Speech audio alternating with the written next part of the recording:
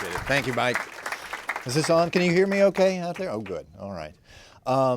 Well, thank you again, Mike. I'm pleased to be here to this very unlikely event, actually, I have to say. Not that they don't do readings and things, as they call them, all the time at Politics and Prose. I'm the unlikely part of this, because I never really intended to do anything like this. I'm 52 years old. I managed to get through at least a half a century without ever considering that I would do something like this. But a little less than a year ago, it was February 6th last year, I was talking to my mother on the occasion of my father's 99th birthday, when, of course, the 100th birthday came up.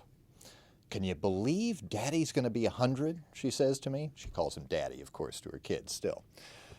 And I'm saying to her, yeah, boy, isn't that something? That's just incredible. Inside, I'm thinking, oh, please, not another aircraft carrier.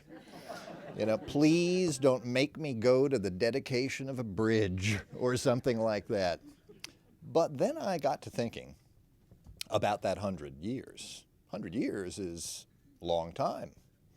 That 100 years is a particularly long time and momentous time.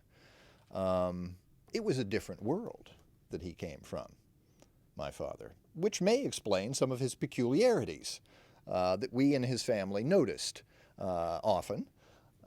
Nothing grim, nothing strange, nothing creepy, really, but not at all creepy, in fact. But he was an odd duck, my father. He was almost too good some of the time, I have to say. He never gossiped about anybody, never heard him gossip, not once. Unlike most men, he never blustered either. Most men can be counted on occasionally to come home and, a little bit, I'm going to kick that son of a gun. Not my father. Never. Never. Not once. Never raised his voice, really. He did once almost knock Mike Deaver over with a set of keys by firing it at his chest, but I don't know what he was upset about, but he never yelled at us or anything like that. He was a soft-spoken sort of guy, and if he wanted to make you feel bad because you'd done something wrong, his tone would just acquire this kind of gravitas, and he would actually start speaking slower and slower and softer until finally your whining, just as I say in the book, sounded like gerbils squeaking after a while. But I was conscious of the fact, when I started, that my father has this sort of scarcely reachable core to him. The 90% that all of us saw in public as President of the United States, Governor of California, actor, and all of that, what you see is what you get. Same guy at the dinner table as would be delivering the State of the Union address. That 90% was absolutely consistent, absolutely trustworthy. You could count on it, all day long. But there was this 10% of him, metaphorically speaking, that he held very close. And everybody in his family, those of us who knew him very well, were aware of this 10%. We're aware that there was a part of him, even my mother, that you couldn't always reach, a very, very private part of him. And that was the part of him that I determined to go looking for, because that was the part of him that was the most inaccessible. That was the mysterious part of him. That was the enigma. Not the 90%, we all know that. That was just right out there. But that 10%, where did that come from? What was that all about? So I went looking, and I determined that married to the 100 years was telling me something. That 10% had to be forming itself in his early years. Way back in Tampico and Dixon and Galesburg and Monmouth and all these other towns that he lived in. And so that's where I went searching. Now, I have to say that if you're going to write a story about your own father, it certainly helps if you've had a Pulitzer Prize-winning biographer tailing him around for 14 years taking notes, because a lot of your research is already done. So I relied on many of the books that had already been written on him for facts and dates and figures and things like that. But of course, those people, as accomplished as they may be, Edmund Morris, for instance, being that Pulitzer Prize-winning biographer who tailed him for 14 years, but they didn't grow up with him. They're looking at him from the outside. I'm looking at him from the inside. There are many people who know much more about his policies and his politics than I do. I didn't make a study of him. I didn't cover him while he was in the White House, but I grew up with him. I knew him since I was, this big. People remember him as president. People remember him for the Challenger disaster, maybe, or some State of the Union address. Of course, the assassination attempts, things like that. I remember him going way back when he would pick me up over his head and he would fly me to bed at night, making a little, propeller sound that he would do down under the doorways and into the bed. And finally, he would sing me a little song and sing me to sleep there. That's my memory of him. But still, he was mysterious. Still, he was something of an enigma. So off I go looking. I didn't stop at just his childhood either. I was somewhat interested in the family history as well. So I went all the way back to Ireland, all the way back to old Thomas O'Regan, who came down out of the Galtee Mountains, or maybe it was the Knockmeal Down Mountains. Nobody's quite sure. They list both when they talk about him.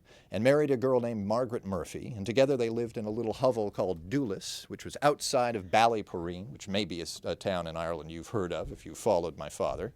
But Doolis was where they really lived. And there is no Doolis anymore, because Doolis was just a collection of wattle and daub huts that's like mud and sticks to you and me. They'd make their homes out of mud and sticks, and these just melt back into the turf after a while. These were poor Irish people.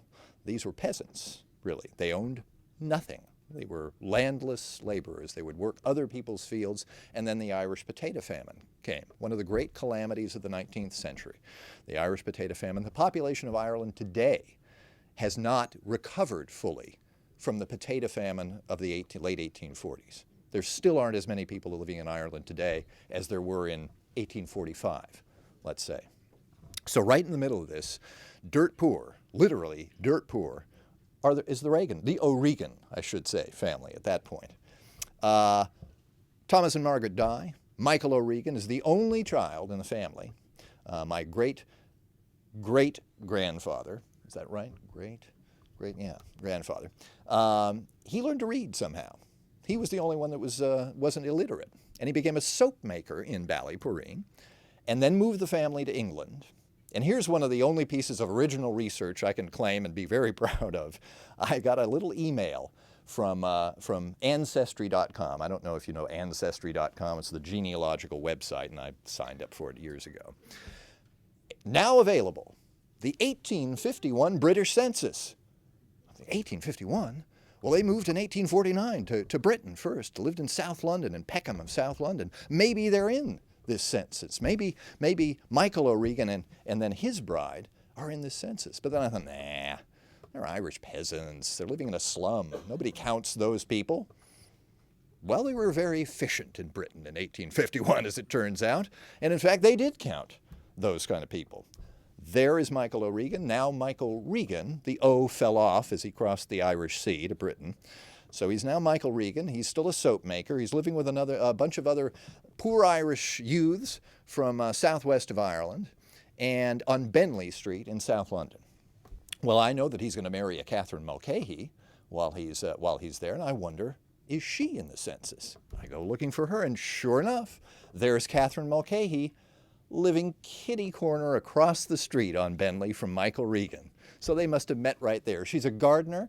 She's living with, again, poor young Irish people from the southwest of Ireland, including one young woman who's identified as a heather picker. We don't see too many heather pickers these days. So this is the sort of family that he came from. Michael O'Regan comes over to America. He has some children, one of which is John Michael Reagan, now, for the first time, Reagan, who begets Jack Reagan, John Edward Reagan, but everybody called him Jack, and that's my father's father.